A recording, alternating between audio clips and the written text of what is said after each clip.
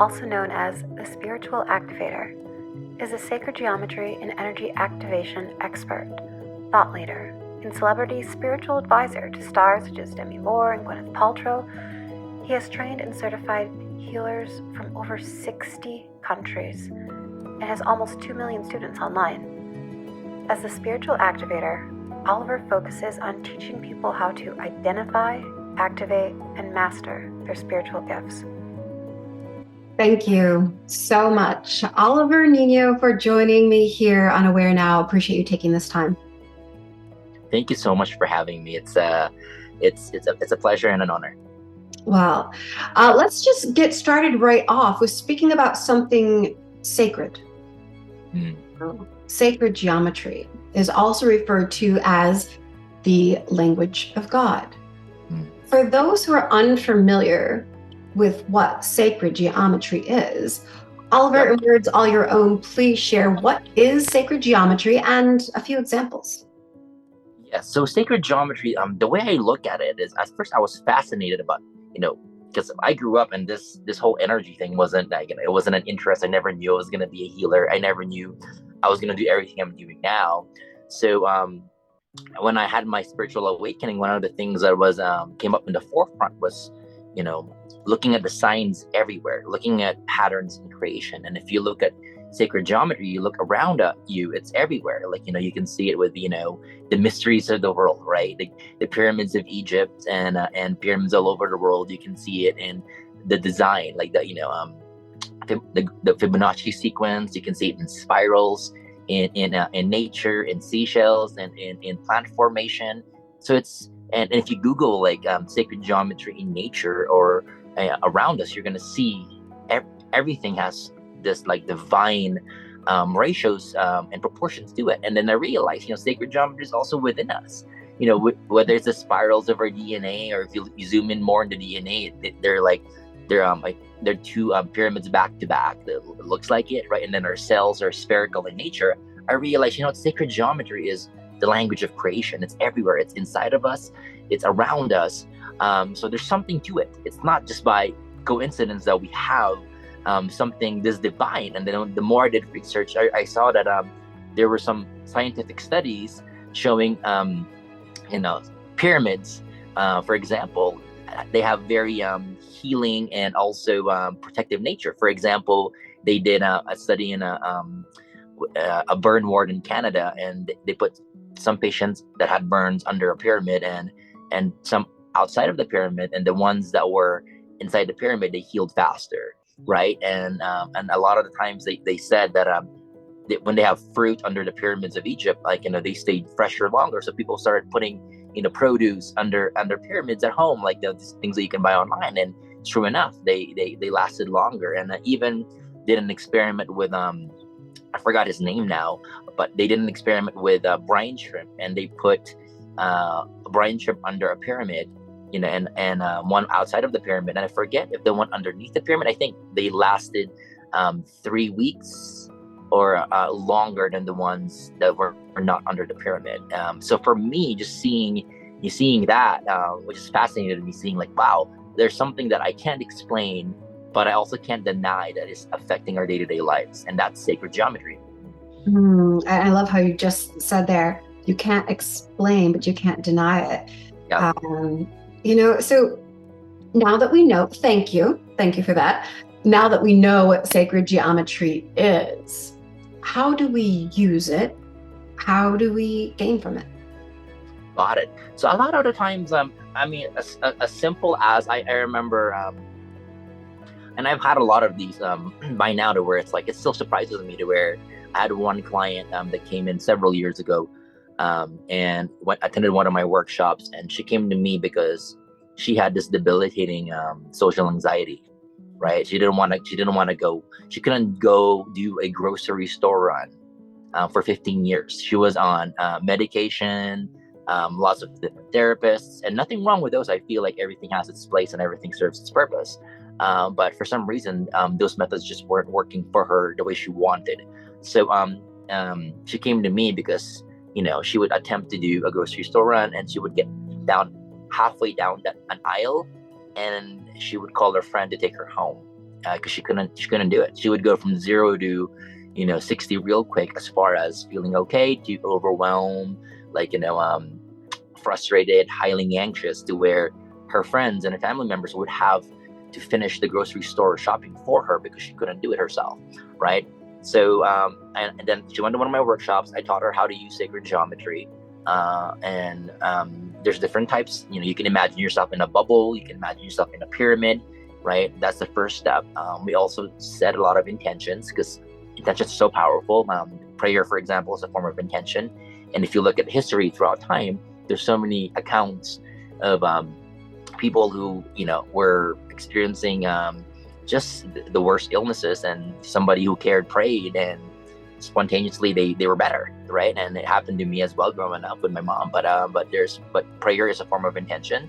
So we set an intention, like God, higher power, universe, whatever people believe in, because there's people believe in different things. Ask that they be protected from any negative energy that may drain them of their of vitality or happiness, and that's the intentions, number one. And then people typically try out different ones, imagining themselves inside a sphere or a pyramid or even a spiral. And then the last layer to that is, once they figure out which one works for them, we try different colors like white, purple, or gold coming down from the sky, right? Filling those containers up. And sometimes people are like, they have a sphere, and they have within a sphere, and they feel like, the light and the sacred geometry holds the structure of protection for them. And this gal, we came up with hers, and she tried it out. And I remember not hearing from her for about a month. And then afterwards we heard from her, and she said, Oliver, thank you. I went to the grocery store for the first time in 15 years, and I felt nothing. And she did her first start to end, no joke, shopping, and she was like, didn't feel a thing, right? And for her, she used, I think it was platinum was the color, and then there were like 2 cylinders that had blades on each side spinning really, really fast. So anything that's coming to her that didn't belong, they just got chopped up. So hers was a little bit more visual, a little bit more unique. And sometimes people, they have things that are like, hey, I don't really like the circle and the pyramid. Can I try this? And this, I'm like, go for it. And it works. So ever since I've started seeing that, and then just last week, we had a bunch of folks over here. Some of them been with us for a while. And one gal shared with me that, she's been suicidal since she was a teenager. And the only thing that really worked for her was protecting her energy. That was the only thing. And for me, after hearing this, I'm like, wow, there's like, not only have I seen, studies around it, now I'm seeing people who I've met who have been in places that were debilitating, and, they tried it out, and it's helped them out in their life. So for me, I've seen sacred geometry, as far as protection, bring people's, sanity back in a way to where they can operate and not be feeling like they're always drowning or overwhelmed with negativity. They can actually just be for once and be like, okay, I'm okay, right? And sometimes that's the next step. It's not to be extremely positive and amazing and happy. It's just to be, I'm not drowning, I'm not overwhelmed, I'm not swirling in frustration, I'm actually okay today. And for me, that's my step one that I try to take people to, or get people to. Wow, that's really, really amazing. And thank you for sharing such an incredible example. And to your point, it's, even if you can't swim, at least to be able to tread water, just be, like you say. Yep. So, Spiritual Activator, it's the title of the book you just released. So here you provide 5 steps for clearing, unblocking, and protecting your energy. While most people are familiar with physical detox programs, an energetic detox program may be foreign to them. So I'd love for you to share why it's so important to do this. Got it. Yes, because I have seen that everything is energy, right? So 2 things: everything is energy, and sometimes the things that are blocking us, we didn't even create them, but it's affecting us, right? So for example, everything is energy, and they've been able to measure this because there's devices out there that can measure, thought waves, thought patterns, certain emotions. Like, if your organs are operating optimally or they're not, they can measure a healthy organ versus a not healthy organ. So everything is measured by frequency. So positive thought, like, I'm good enough, has an energetic output, and also I'm not good enough, I'm not worthy, has an energetic output, right? If you're feeling happy, that has an energetic output. If you're feeling sad or anxious, that has an energetic output. If your actions, let's say you're like, let me go ahead and put boundaries out there and speak my truth, that courage has an energetic output. You being like, let me hide and let me just not say anything, has an energetic output as well. What I realize is between your thoughts, your emotions, and what you do or what you don't do, the trifecta of that creates your vibration.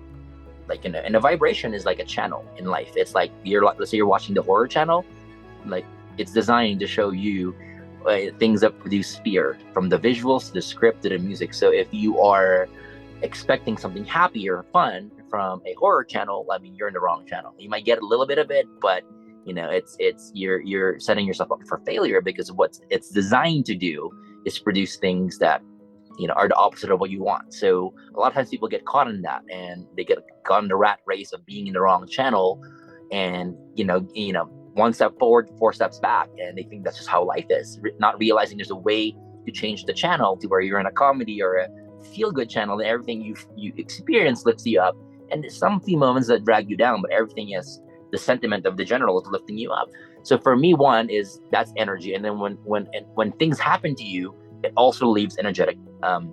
There's also an energetic imprint. So for example, if you walk into a mall and people are negative, your environment may affect you negatively. That's number one. Or it can be a traumatic event. It can be something happened when you're 7 years old, and it can be as simple as you were so excited to tell mom and dad about something, and for some reason they weren't looking at you, and maybe they're in the middle of opening up mail, and you're like, oh wow, they don't love me, or I'm invisible, I'm not important. That event, might not even, looking back, might not even be something you're conscious of right now, can produce an energetic output that's negative. Or it can be gestational. You're in the womb and your mom goes through something traumatic, now it's imprinted. Or it can be generational, like where your grandfather, your grandparents had an issue with, let's say, abundance, and then your father has it, now you have it as well, and it's passed on. It's generational. Now, here's why I love energy, is because if it was generational or gestational, or if it happened when you were 3 or 4 and you're not conscious of it, you can't remember it. But if your thought process is, I have to remember it in order to shift it, then you won't be able to shift it because you can't remember it. But the cool thing about it, regardless of whether you remember it or not, is that everything leaves an energetic imprint. So it doesn't matter if it happened before you, if you don't remember it, if the energy is stuck in your heart and you're able to remove it, that energy in your heart can be related to 30 traumatic events, 40 different limiting beliefs, 50 debilitating emotional patterns, and you don't need to understand it, revisit it, or know what it is in order to benefit from healing it. You just simply have to release it, so it's no longer holding you back.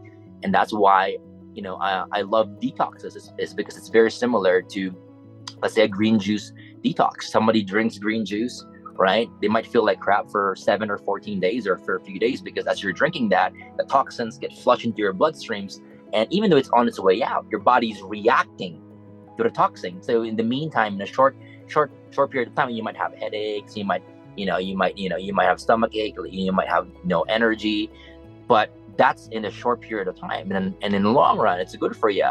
But in the meantime, you're having these effects to where you're purging it out, and it's necessary for you to experience a healthier life, I believe. So it's the same thing with energy. So if somebody is attracting toxic partners all the time, or they don't have abundance, like they have the money, but then the car breaks down and they feel like they're stuck. A lot of times it's an energetic block, and until it's released, it's like driving with emergency brake on. I mean, you're literally going nowhere fast. So that's why I think it's important. That's why I feel like it's important, because it affects all areas of our life, like our purpose, our emotional well-being, our health, our abundance, our love, our just everything in our lives that matter to us. I mean, I think energy affects it greatly. Mm-hmm. Well, I'm really excited. I just downloaded the book, so I'm excited to dive in and get to work on this detox. So here's a quote. Oliver is a gifted healer whose energy healing practices would benefit those looking to experience more joy, inner peace, and wellness in their lives. This is what Tony Robbins had to say about your work. Yeah. What do you have to say, Oliver, when it comes to your why? Why did you become a healer? It wasn't for me. I mean, honestly, when I was starting out, I was already in a lot of successful businesses, right? And healing was never on the map for me at all. And then I remember experiencing a lot of pain as I was trying to grow the business. I mean, it made me want to hide. And the pain was like, ex-business partners, stealing the business and employees running away with stuff. And it kind and then putting the blame on me. And I remember I took it and I was like, oh, wow, this is crazy. And I remember it for the first time in a long time, it put my doubt in humanity of like, wow, people can do this. Because when I love, when I trust, it's all on a handshake. It's all, I see the best in people, and I don't change that until today, right? So for me, it was a big heartbreak in a long time, realizing, wow, this can actually happen even when you care about people. So that caused me to go in hiding. And when I was there, I remember I started attracting people in my life that were also in pain, right? So friends, people that are, partners, even my own family members, I started seeing them in a lot of pain. And I realized, wow, they're in pain. I'm in pain, but their pain is worse than my pain, right? And I can stay in pain for a long time, but seeing my dad, who at that time was depressed and suicidal, that for me was such a a motivating factor for me to be like, you know what, there's something going on here, and I want to know how to help. And then some of my friends were the same thing. They were suicidal, and my ex-wife was struggling as well. And that's what ultimately caused me to go figure it out. I'm like, you know what? They're in pain, and I think we live in a world where there's endless possibility. There's a way for me to get them out of pain, and I'm not going to stop till I do. And that was, for me, that was the driving force. That's what drove me to do tens and thousands of healing sessions, learning all these different things, because I wanted to be able to get people out of pain. I wanted to be there. And I felt like, at that point, it kind of clicked. I was like, yes, I've been through a lot of darkness in my life. Like, and I've been bullied to where in high school, I would eat in the stalls so that they couldn't see me. And if they couldn't see me, they couldn't hurt me, kind of thing, right? So I've been through enough darkness. And I realized, you know what? I may be uniquely qualified to help people because, I know what it feels like to be in the depths of darkness. Therefore, I'm not going to give up when it gets hard. I have empathy. I'm going to stay there. I can stand with them in the fire and understand and get them out of there. And if I can stand there longer than most, then I probably have a better chance of helping them out. So for me, my big why is that, and it has been till today, to where when I see people and they come to our workshops and they're like, hey, Oliver, I already wrote a suicide note. This is my last shot. The reason why I do it is for them. It's for people who are in the darkness, and I've been there, and I just know there's a way out. I know it doesn't have to be that way. I know it gets better, and I know that a lot of times people are there because they just never taught the tools. They never had the resources to elevate their energy, to feel better. They think that frustration and sadness and anxiety and guilt and shame is all there is to life. They don't know that there's another way, that it can be better. And no one ever taught them about energetic blocks, right? They always thought like, shoot, I must be broken because I feel crap and I don't even know why I feel crap. Not realizing they might be empathic. They might be just absorbing somebody else's energy, but because they don't have any context, they feel like they're fundamentally flawed and broken because nobody ever, we were never born with somebody giving us a book saying, hey, here's how energy works. Here may be your spiritual gifts. You may be sensitive in the world. Here's how to use them. Now, we don't get any of that, right? So for me, I see it as a systemic thing to where we are because we were never given all the tools that we can use in life. So if I have been so blessed to come across tools that work, for people that I've met, then it's my duty and responsibility to bring that to as many people as I can. Wow. Well, and to that point, that you've healed so many, you've taught so many how to heal others. I can't imagine how many incredible stories there are to share. But the story that I'm most interested in is about the healing of the healer. Would you mind to share, Oliver, just a personal story of your own about your own healing? Sure.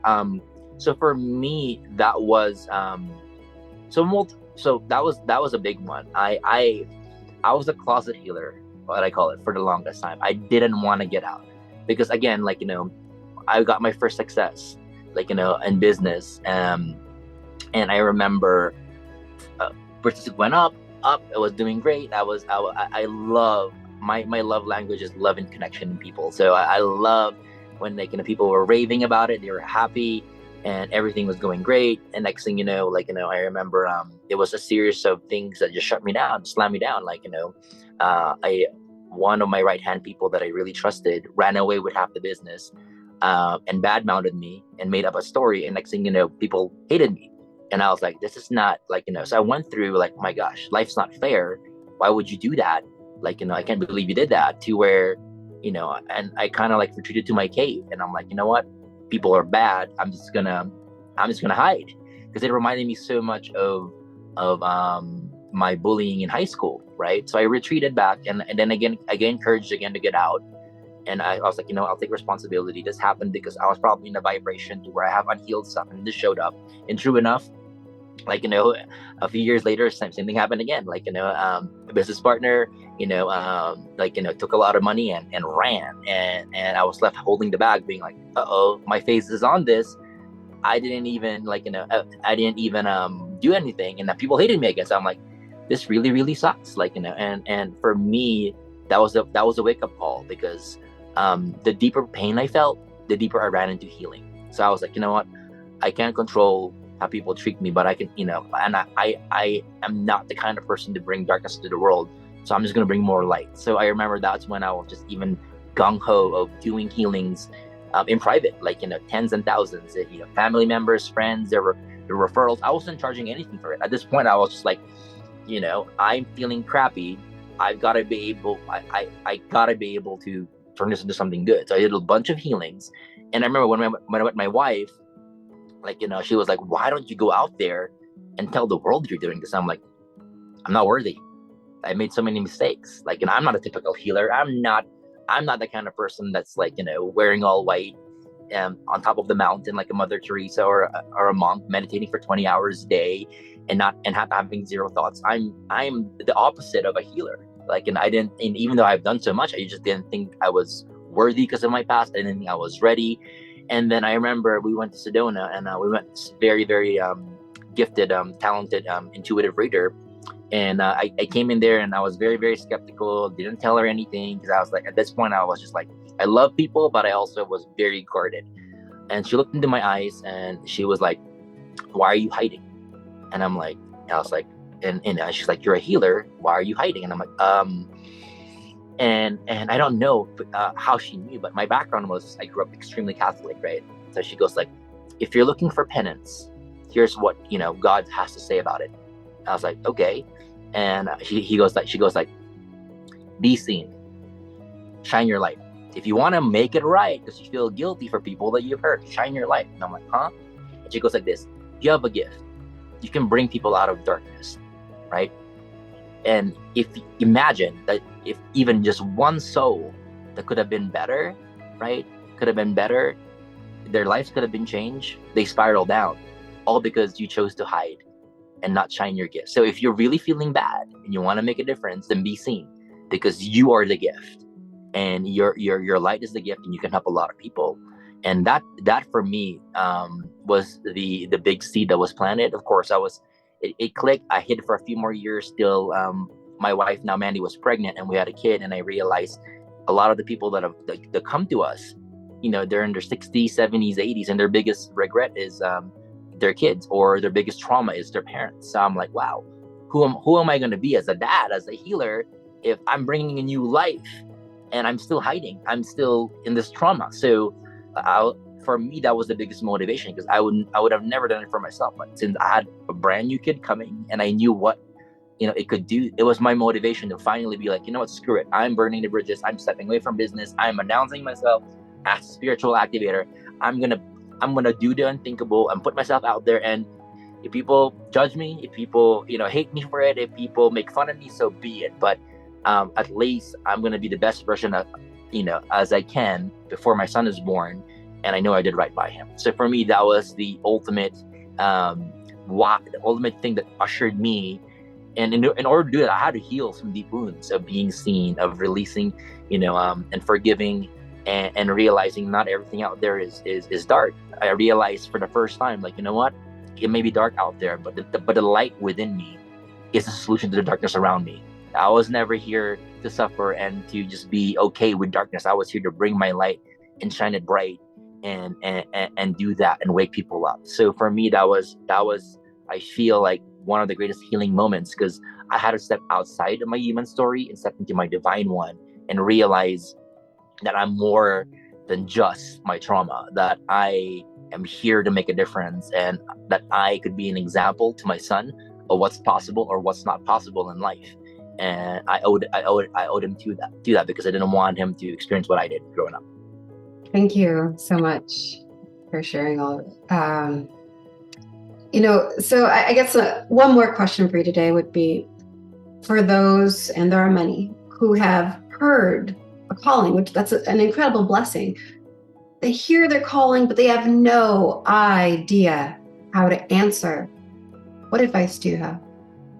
So I feel like if you heal the calling, right, you realize that the calling can simply be you saying yes intentionally. It doesn't have to be a big thing. It doesn't have to be, you're in front of a stadium with millions of people and you're doing great things. I mean, the calling can just be like you being in your heart, you being present in that moment. It doesn't have, and a lot of times people think like, the calling is something huge, because in society, the standards of what we compare ourselves to are huge, but it doesn't have to be that, right? And it can be something as simple as acts of kindness.